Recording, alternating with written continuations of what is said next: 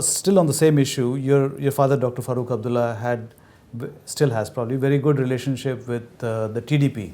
The TDP, which was at the time firmly in the opposition camp, they switched. They are now part of NDA. Would you want to use the TDP's good offices to push the centre to give you statehood? Well, actually, truth be told, we've got good relations, and particularly my father, cutting across political lines. Yeah. The TDP is one ally with whom he has a good equation. Nitish Kumarji is another one.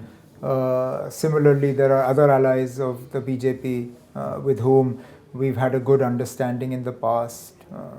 The fact is that at a personal level, there are a few BJP leaders also that we get along with. But let's be honest, this is a decision that two people are going to take. And I'm not sure how much of an influence any of these allies will be able to bring to those two people. Ultimately, the Prime Minister and the Home Minister are the ones who are going to have to sit down and decide if this is what has to be done and this is by when it has to be done. Either that or then it has to be mandated.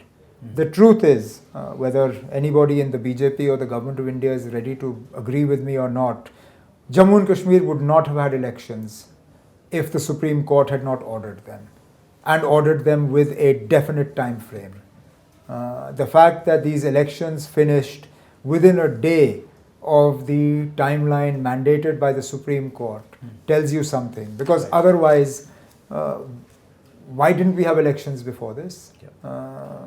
What has changed that forced these elections to go ahead? It was simply the fact that the Supreme Court said this is your deadline and you have to fulfill it.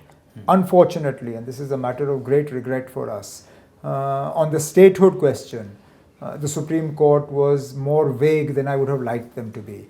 As soon as possible is good, but it's not as good. If they had said as soon as possible for assembly elections, I wouldn't be sitting here with you today, because that as soon as possible may not have come around.